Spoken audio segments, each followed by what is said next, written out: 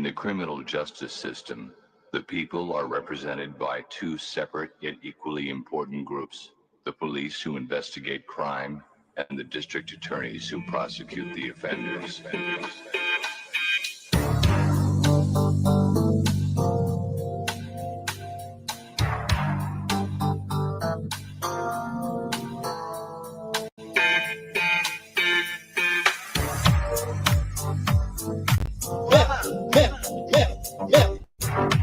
That's assault.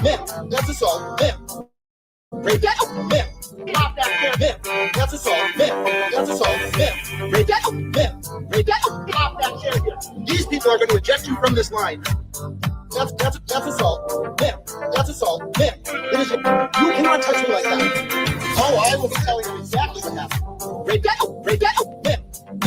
These people are going to eject you from this line. That's assault. That's assault. We have video of her just touching. How did that go? I will. Excuse me. Excuse me. Break that. That's assault. Excuse me. You cannot touch me like that. Break that. Break that. Break that. Break that. Break that. That's break that. Break that. Oh, I will be telling you. Break that. Break that. That's assault. That's assault. That's assault. Break that. That's assault. We have video of her just. These people are going to eject you from this line. How did that show? I will be assault. It is incredibly appropriate. I will. You cannot touch me like that. That's assault. Break that. Stop that chair here. You cannot touch me like that. It is incredible. That's assault. Break that. That's assault. Break that. Stop that chair. Stop that chair. Stop that chair. These people are going to eject you from this line. Break that. That's break that. Break that. That's assault. Break that. Break that. Oh, I will. That's assault. That's assault. Oh, I will be telling you exactly what happened. Stop that chair. That's assault. Break that.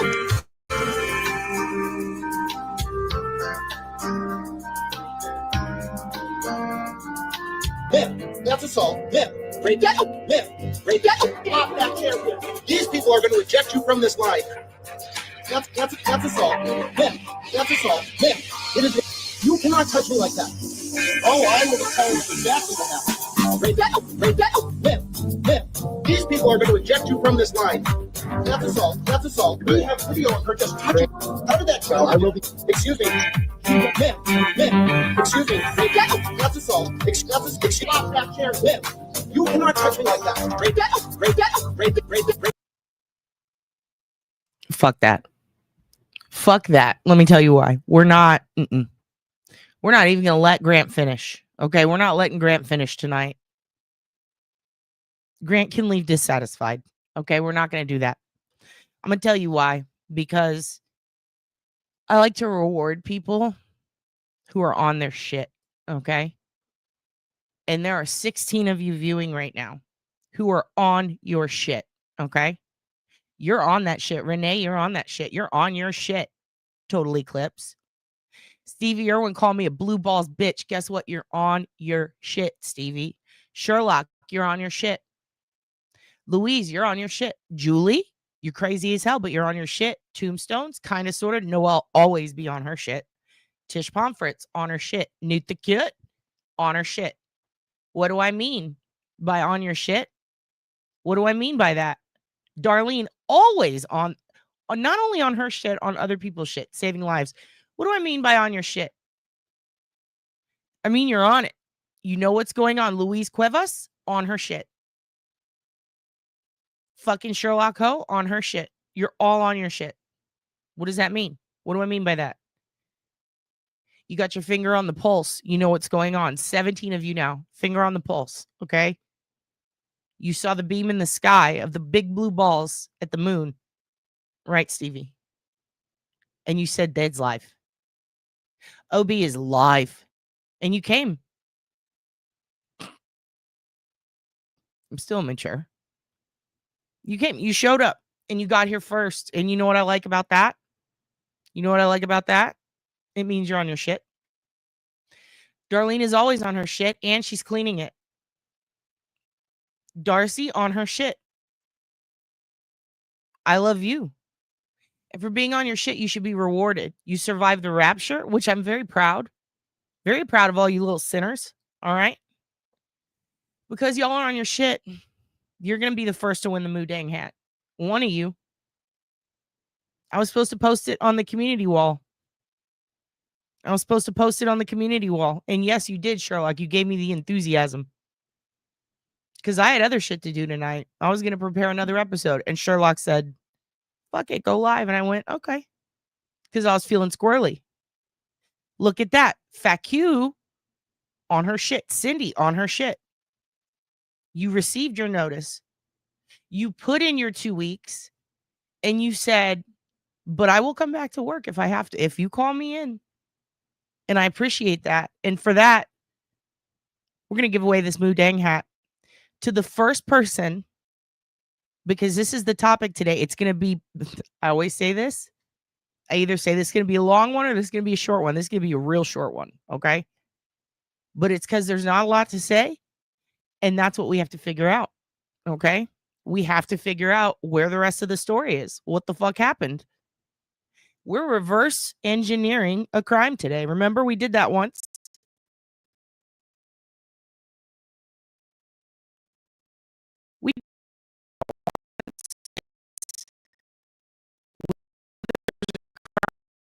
What we're going to do is,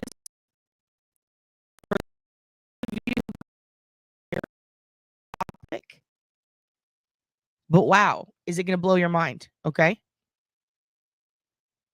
What? There's notes? What happened? There better not be notes. I will freak out. So here's the thing. Today we're going to talk about a specific wrestler. And whoever puts in the chat, and I don't even care if you cheat, whatever. Okay. What are the freaking notes doing? Is it not showing up? Freaking StreamYard? Freaking fracking? Freaking fracking? Okay. Whoever can tell me who Shawn Michaels' tag team partner was in WWF, who got kicked through a barbershop window. Who's the tag team partner of Shawn fucking Michaels, the Heartbreak Kid, who got kicked through a barbershop window? What is his name? First person to answer in the chat gets a Moodang hat. All right. I froze a bit. Uh-oh. Did you get the question? Who got kicked through a barbershop? Close, Noel, but no. No, Stevie. No, not even close. He was a baby. John Barron got kicked through the window. Not the right answer. Who is Shawn Michaels' tag team partner? Totally. Give me the last name. Give me the last name. I know you got it. I know you got it, bitch. I know you got it. Totally Clips. You might win the Moodang hat. You might win the Moodang hat. Give me that hat, says Stevie. No, Louise, no. Shawn Michaels tagged. That's right. Total Eclipse wins. Marty Jannetty. Marty fucking Jannetty. Total Eclipse. I want you to send me an email at Oblivious Benson question@gmail.com. And if you plural it and make it questions, I'll still get it because I own both accounts. You just want everyone. Total Eclipse won the Moodang hat. No, not Stevie or what. Total Eclipse, you win the Moodang hat. You're right. Marty Jannetty. Marty Jannetty. Okay. They were in a group called the Rockers. All right. What does this have to do with today's topic? I'll tell you in a minute. But let me tell you this. When I say they were the biggest tag team of WWE, next to like the Midnight Express, probably next to the Road Warrior Animal and Hawk. I mean, when I tell you they were the tag team growing up. Okay. Hulk and Macho Man, yeah, they were big. The Superpower, they were big. But they were not shit compared to Marty and Shawn. They were the guys that came out looking like a girl's bike. They'd put their arms up and there'd be streamers coming down. They'd wear hot pink and neon green. They had long hair. They looked like they could be in the Bay City Rollers. Who knows? It was Marty and Shawn. They were very pretty. They were very, very pretty. You're absolutely right, Cindy. They were beautiful men. Okay. So why is this important? Because something happened with them. There was a bit of a downfall. And I'm going to explain it. very briefly, and then I'm going to tell you what happened, okay, and why we're here. So Marty and Sean, they were the biggest shits. Like, they were on all the trunks, like the kids' toy trunks that you would get. They had, Darlene, I love that statement. I'm going to put that on a shirt. No one is better than Ivan Putski. That's true. Oddly, I have his 8x10 right in front of me, in front of the AC, because it broke and we have to fix it, the glass. But anyway, Sean and Marty were not only pretty much like the best tag team when I was a kid, and that's true. The Hart Foundation, forgive me, the Hart Foundation also, Brett, Owen. But here's the thing: they were a faction. We're just talking straight up tags, straight up tag team boys. All right. And the half tops were a big deal. Totally clips. They had half of a shirt. They would yoke them. They would Dwight yoke them. All right. So I have 20 minutes to tell you what happened, and it's fine. We don't need that much time. And I'll probably be back later tonight or early in the AM. But when I tell you, this is a reserve episode that I've been holding on to for a while I research and I try to figure out what the fuck's going on. All right. And there really isn't much to it. So this is like one of those back burner, you know what? If I need 30 minutes to kill and we want to do a project together, we'll pull this one out. But it's been weighing a little heavy on me the past few weeks because of some updates in wrestling that have happened, particularly in the health of Marty Jannetty. So here's the thing. Marty and Sean, besties. They actually, there were rumors that they didn't get along, but when you watch interviews, they talk about how they really were close. They were very close. They had opposite personalities, but they were almost like brothers because they had to travel together. They had to work together. And they had to experience fame at a young age together. So when they became the most popular tag team in wrestling, and all the girls were screaming, it was like the Beatles. They were like, "Oh my God, Marty, Sean, I want to look out!" Like it was a bit much. When you have best friends in wrestling, and the company is ran by a man named Vince McMahon, Vince Kennedy McMahon. When that happens, there are two truths in wrestling that will always be forever, okay? Technically three. One is never get headbutted by a Samoan. It will kill you. Okay? So that's one. All right? The other is basically if you have cake in the ring, someone's getting hit with the cake. I can't think of a single instance. I'm sure someone will pop up with one, but I guarantee you there's more to the story. I can't think of a single instance where a cake was in the ring and it did not get thrown in someone's face. That will always ring true, no matter what promotion, even beyond WWE. But the one thing that's at the top of the list that will absolutely always, you can bet your sweet, sweet ham hocks on it, is if Vince McMahon is in charge and two people get too close or become too good, or a tag team is too popular, or people love something, especially a friendship, they're gonna break up. This isn't like life where you meet the love of your life and then you get married and you're with them till you die. No. Not in wrestling. In wrestling, if you have a partner, whether it's tag team, wife, husband, manager, valet, it doesn't matter. You will bond. People will get on your side. They will love you. And that is when you will break up. When you are peaking, when you are at the height, that is when Vince says, now we must split them up. Why? You know how they say no PR is bad PR?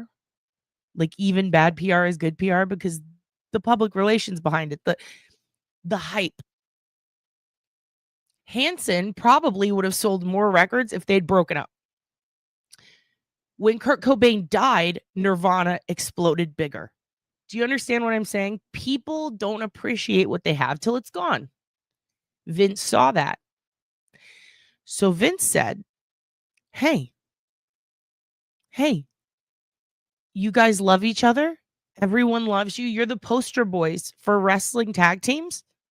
Now it's time to fuck your shit up. And just like NSYNC, what happens? Just like every boy band, what happens? It is like a boy band. One of them always gets more famous. Justin Timberlake. Remember that? Justin Timberlake. For a minute, in the Backstreet Boys, it was Nick. People thought Nick was going to go off and be big shit. In the Spice Girls, I always thought it would be Jerry Halliwell. Turns out, kind of a mix between Mel B and Posh. But there's always one that is more beloved. When the New Day broke up, it was clearly Big E. Like, everyone knew that when a faction gets big, a partnership gets big, a love gets big, Vince is going to fuck it up. He's going to break him up. And that's when the sales are going to hit. And that's when whoever is meant to be the star will rise to the top. Countless times this has happened. Countless times. Even the Brothers of Destruction, Kane and Undertaker. Destiny's Child. Which? That is the, oh, fuck. Wish I would have thought of that. That is the best. Yes. Someone's got a Beyonce. Someone has to Beyonce. They have to. They must. The Jackson 5. The Jackson 5. Michael Jackson. It ain't Tito time. It's Michael time. So with the Rockers, a lot of people thought it was going to be Marty. A lot of people were like, Marty's going to rise above. One day, they did a segment, Sean and Marty, and they're in a barber shop. And Brutus the Barber Beefcake is there, and they're fighting. And there comes a point, because they've been fighting, where they kind of make up, and the whole crowd is cheering, and then Sean does something fucked up. When Marty is turned, Sean super kicks him in the face. And Marty Jannetty goes through a window. Glass shatters. Kids are crying. Grown women are going, no! They're like ripping their hair out. People are so upset. What the fuck? It was crazier than when Teresa threw the table. Why would Sean betray his friend like that? How can this be? I was live at the Royal Rumble when Sami Zayn hit Roman Reigns in the back with the chair. When Sami Zayn hit Roman Reigns in the back of the chair with the chair and betrayed the bloodline, I never thought I was, what? Like that moment, I didn't think that would happen. I screamed. I was one of those little bitches in the crowd. Oh my God, no. But you know what? That must be how they felt back then. When Marty Jannetty got kicked through that window. Now imagine a real true Hollywood stories where the people are crying, right? They're crying and they're like, and that was the moment the drugs changed me and my career tanked. Shit like that. That's what happened. Marty Jannetty, his career went, and Sean went. Sean became the biggest star in wrestling for a long time. And Marty Jannetty was kind of left on the outside. He wasn't as popular. It turns out, of the two, he was kind of the dud. Eventually, he no longer worked for the company. And Sean was peaking so hard. He became the Beyonce. He became the Justin Timberlake. And Marty ended up doing a bunch of signings and going into the indies. And the problem with wrestling is, especially back then, there was no health insurance. So you'd spend 10 years getting your hip dislocated, getting your teeth kicked in, having your jaw reordered. And yeah, you get roid brains and brain rot. Almost half these wrestlers blew their asses out, like literally got prolapses from fucking around too much in the ring, getting kicked in the belly and in the gut. Hell, X-Pac blew his ass out, so did Road Dogg. Like in middle match, okay? Like these people end up with serious medical issues, not to mention CTE. So Marty gets out. He starts drinking. He's on the indie circuit. He starts drinking. Decades go by. He doesn't get in the Hall of Fame. He doesn't get called back. He doesn't get recognition. And he becomes, oh yeah, they develop CTE big time. That's what happened with Benoit Dilladink. Like, you get hit in the head. Every time you get hit in the head, especially up here, you get a little tiny bit of your brain that gets like a hemorrhage, or what's it called, a hematoma. It liquefies. You get little black spots on your brain. And Chris Nowitzki at the CTE Institute, which was oddly funded by WWE, he's an old wrestler who wanted to study CTE, especially after Benoit. And they found that, much like doing acid can create little black spots on your brain that never grow back, so does getting punched in the head. So does massive head injuries. And that's a great point. A bunch of serial killers also had head injuries. That's exactly what I'm talking about. Frontal lobe damage. Yes. Bobby Joe Long dropped on his head when he was a kid really hard. Boom. Frontal lobe damage. Remember War Machine? He attacked his porn star girlfriend, almost killed her. A lot of these people get head injuries and they freak out. A lot of football players. What's his name? Aaron. Who's the one who killed? Not Aaron Rodgers. He didn't kill anyone. He went and did ayahuasca in the woods. The one who killed someone, like a bunch of them actually have done that. So the point is, Aaron Hernandez, that one. Like, roid rage is one thing, but CTE is another. Remember Charles Whitman, the shooter? He had a brain tumor that was pressing on the part of your frontal lobe, right? That fucks you up and causes you to make poor decisions. The amount of times head injuries led to horrible things is crazy. So Marty Jannetty, through the years, he's definitely got some stuff going on. He's been drinking.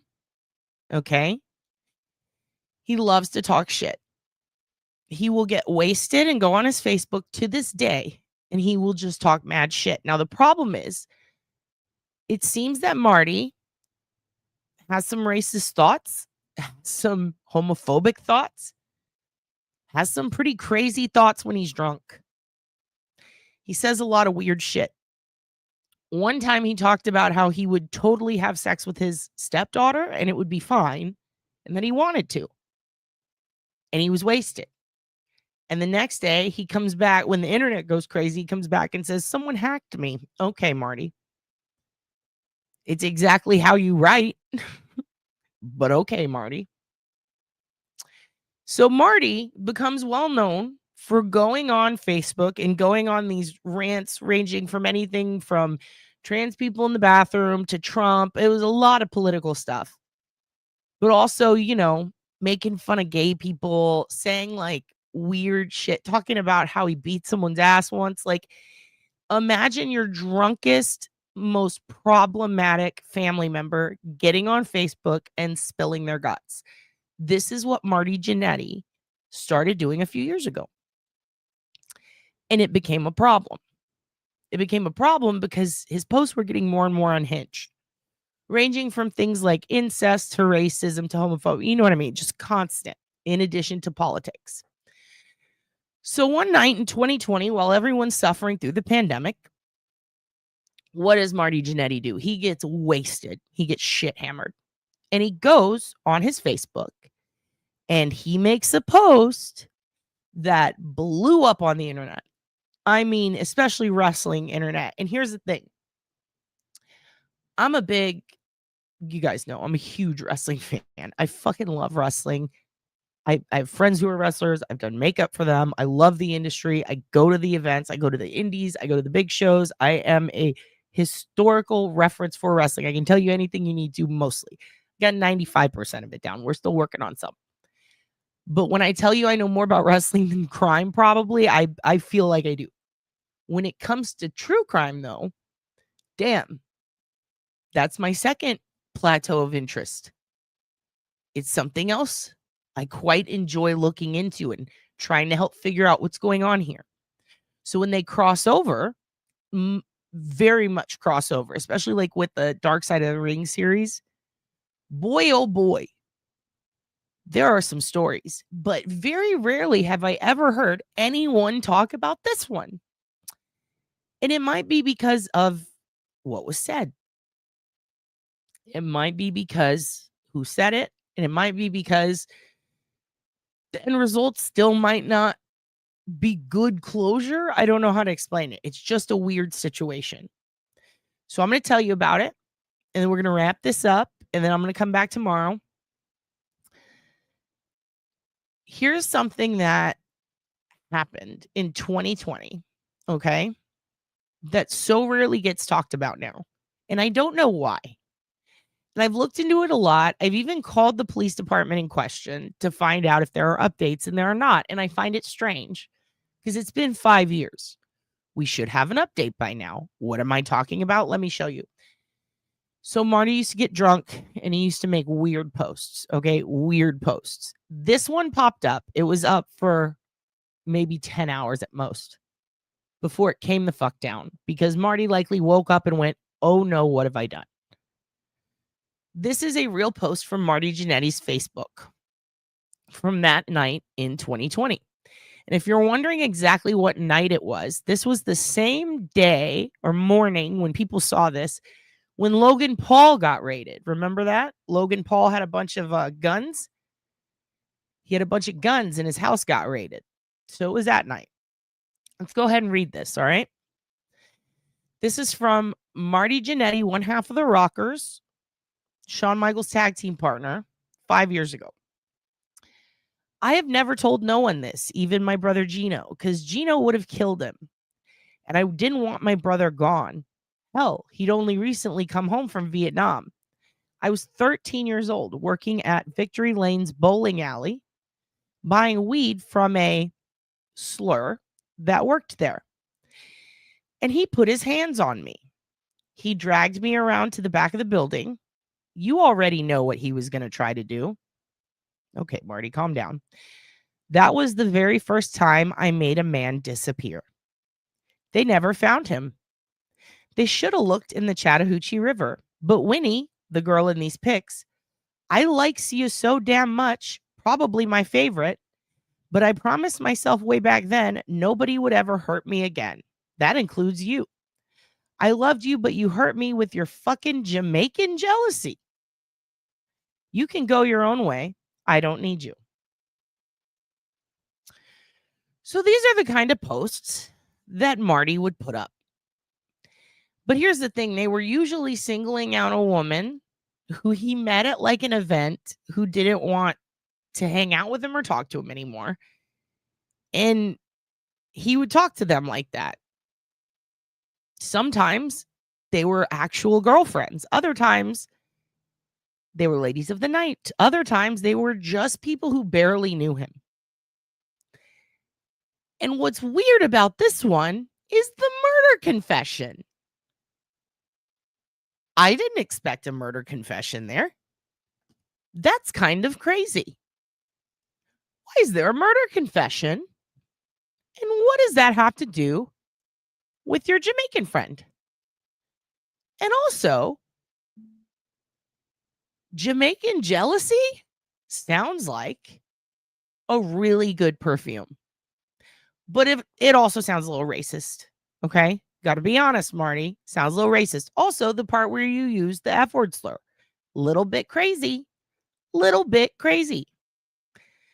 Now, if you know Marty and you pay attention to his posts, this is actually pretty fucking normal for him, except the murder part.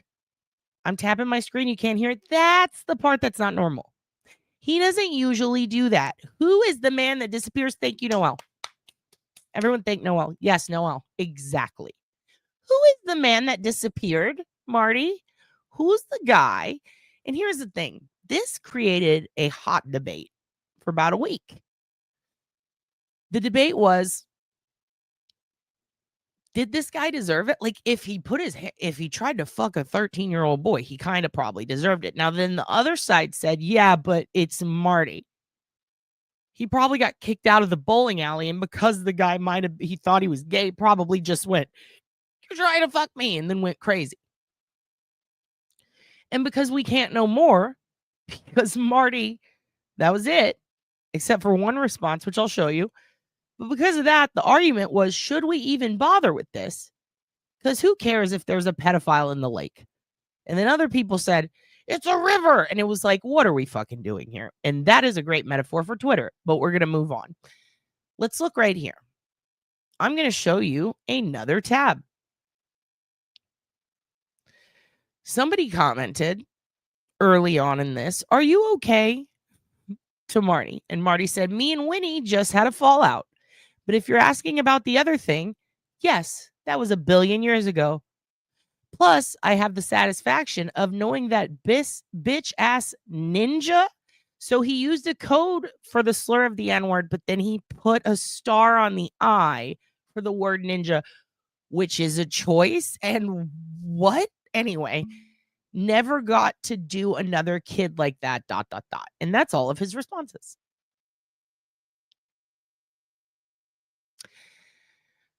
So, how does Marty know that?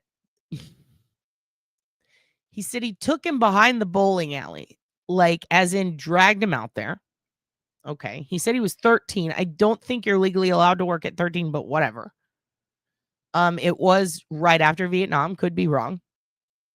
How does he know that multiple? And also, you're telling me that a gay man who ran a bowling alley went missing and went in a river in the Chattahoochee specifically, and you admitted to making him disappear, and there was never a missing person. Can we find this missing persons report? So naturally, that's what we did.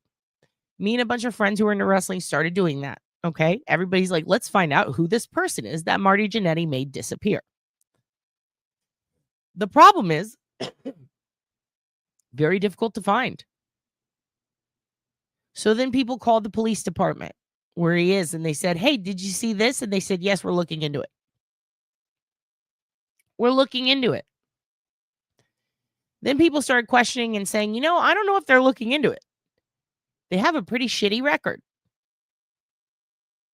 They're not very good at finding people, let alone taking missing persons reports. In fact, they have a history of refusing to take them, especially for people of color, and especially for anybody pretty much. Like, they're not a very good police department.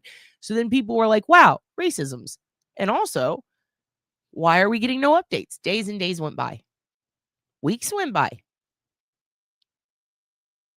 People started saying, you know what? I think Marty was just talking shit, because there isn't a man who got reported missing back then. And people started doing the math. And here's the thing. It just kind of faded out. It just kind of stopped. Like, people just kind of quit talking about it. And I don't know why. Because let's not forget this one line that has always bothered me. I think about it all the time. Aside from the slurs and the craziness and admitting to murder. Right here. That was the very first time I made a man disappear. That was the very first time I made a man disappear. Let me repeat that one more time. That was the first time. Thank you. There were more times. There were other times. How many more? Who'd you make disappear, Marty? Oh boy. As if more. Exactly. Delusional, maybe. But here's the problem.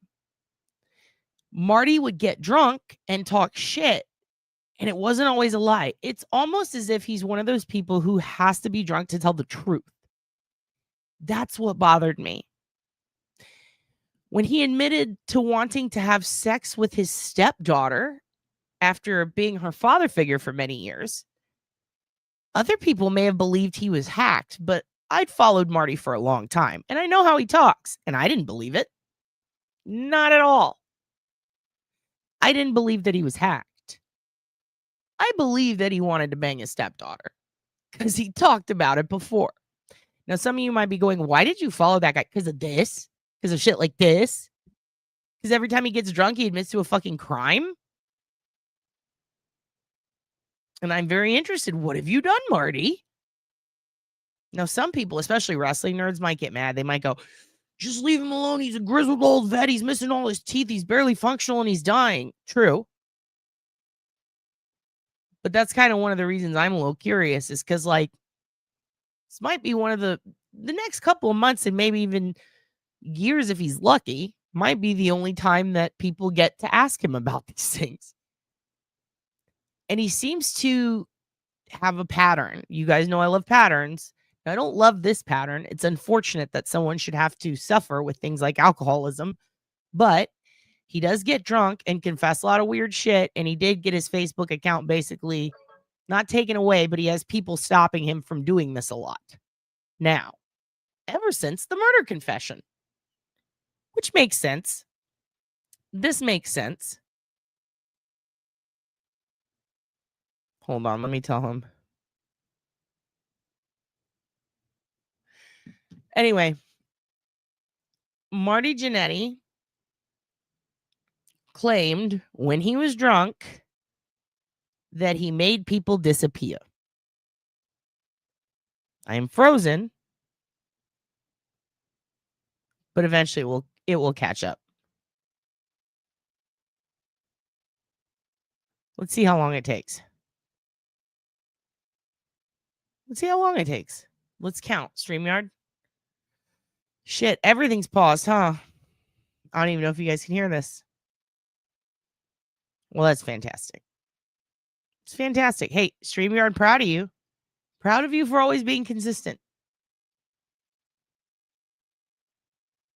Excellent. And now I'm frozen. And what is it? Marty Jannetty's up there and I'm just frozen? Okay, good. We'll see how long this lasts. It would be really nice if we could just one stream without StreamYard fucking up would be so good. That would be so tight. I would love it. It would make me happy. All right, what are we doing here? Come on, StreamYard. Come on, catch up. I don't even know if you guys can hear this. It really is bad. I don't. Here we go. Okay, you can hear me? Good. Anyway. Excellent. Everything just paused for some reason. So anyway, Marty Jannetty claims that he killed some people. One of them's in the Chattahoochee River. It was right when his brother got back from Vietnam. He was 13 years old, so it's fairly easy to narrow down the year based on how old he is. The date of this was 2020. Okay. And while the rest of wrestling Twitter might have let it go, and the rest of wrestling fans might have let it go, maybe even the police let it go. I agree, Darlene, so hard. StreamYard does not want me to be happy. Well, everybody is willing to let this go. It still bothers me. I don't know why, but something about him making people disappear bothers me. Was he my favorite rocker? No, not at all. I was a Sean girl. But do I believe him when a rabid alcoholic who constantly confesses to his true feelings on the internet confesses to murder? Do I believe him when he goes back and says, nah, I was drunk, I was hacked, that wasn't true, I didn't mean it? Okay, Marty, calm down. So I want to know, or is this should we just, because it's been 5 years. He's not doing well health-wise. That sucks. But I'm sure the guy in the Chattahoochee probably isn't either. Do we believe this shit? Should we look into it? I want to put this out so that anybody who wants to look into it can. Who did Marty murder? Some people have feelings. They're like, well, if a person tried to attack him and he's a little boy, then fuck that guy. I'm glad he's in the Chattahoochee. Okay, well, again, let's not forget to look up and see that top slur and remember that some of these people, especially people who have homophobic tendencies, who are homophobes, they will oftentimes think everyone's trying to fuck them when no one is. Sometimes they look at other straight men and go, what are you, some, and then they assume when that person is totally minding their own business. So for me, That was the first time I made a man disappear. That still bothers me. Because regardless of whether you think exactly gay panic, regardless of whether you think he was gay panicking or not, I mean, there's others. Can we not look? Maybe let's try a little harder than taking Marty's word for it. That is absolutely his usual writing style and structure. There's no structure. It gets worse. It's just, he talks the way, like, you know how someone gets the internet for the first time and then they'll just use the worst punctuation or none. This was 2020. I believe it was October of 2020. It's also the anniversary of this shit. So it's like, it's coming up. So I'm thinking 5 years, no answers. I mean, C. Smith, I'm having gay panic right now. I'm always having gay panic. And Laura, by the way, haven't seen you online. I don't know if you saw yesterday's episode or if you saw on Tombstone's channel. But hey, congratulations, you married lady. Congratulations to Laura and Andrew. No longer living in sin, and I love you. The newlyweds, everyone. I'm going to have to get you guys a wedding present. Your wedding present is we're going to bust Marty Jannetty. I'm just kidding. Exactly. Sometimes they do, but here's the thing. Do we even know that that's what was happening? Or do you think that some guy kicked Marty out of the bowling alley and he just called him that? Laura and Andrew sitting in a tree. You haven't seen it? Oh, we've been praising you. We've been praising you for getting married. And I agree, everyone needs to save a Hoogan. Congratulations. Congratulations. Also, Darlene, yay, pandemic. That's out of context, but it's very funny. So, yeah. This is what's going on. Yeah, and that's another thing. He's saying he's 13 and he killed a grown man. And also, not the first time. Well, what the hell, Marty? That was the first. So there is a second? How many others? This is also one of those where it's like, I don't know where the fuck we start. I've looked into it a lot. It's pretty crazy.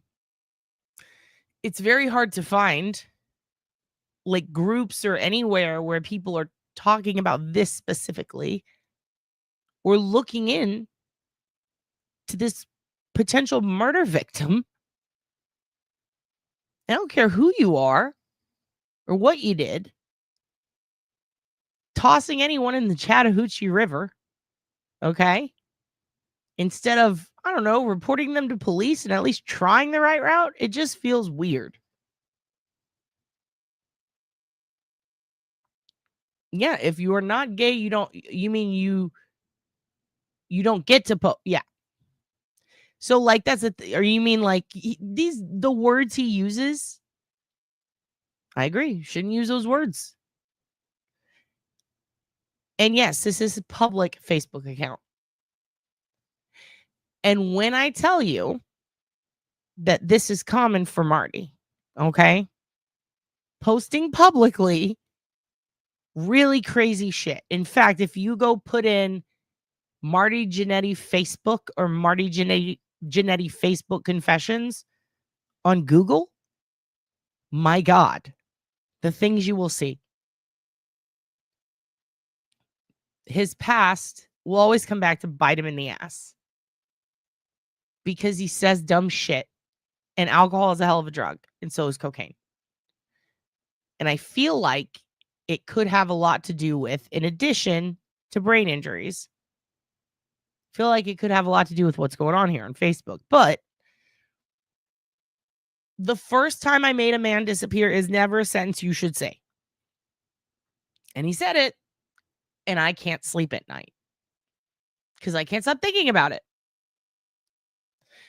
What year did this murder happen and where? Angela, that's a great question. Here's what I'm going to do because I have to go now, but I'm going to post this on the community wall in a little bit. Okay. I'm going to put this information up for you along with some links. He posted this in 2020. Okay. Oh, yeah, they definitely do some sorted stuff. Dylan is in a BMW on the way home right now. I made a cheesecake disappear, said Angela. Jesus Christ, Angela. Oh my God. Actually, hilarious response to this. Okay. He was born in 1960. All right. So if he was 13, that'd be 73. So 1973. Okay. He's got a brother named Gino who had just gotten back from Vietnam in 73. He was working at Victory Lane's bowling alley. Now, I think an easy thing to do would try to find out who worked at Victory Lane's bowling alley in 1973. Believe it or not, that was very hard. That was very, very, very, very hard. I did not get very successful in that endeavor. So if you guys want to join in on the hunt and see if maybe there's any legs to this,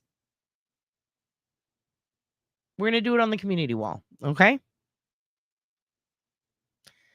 So that's the shortest episode we've ever done. It's not 45 minutes. It's 47. But you know what? You guys are going to hate this next part because this is the part where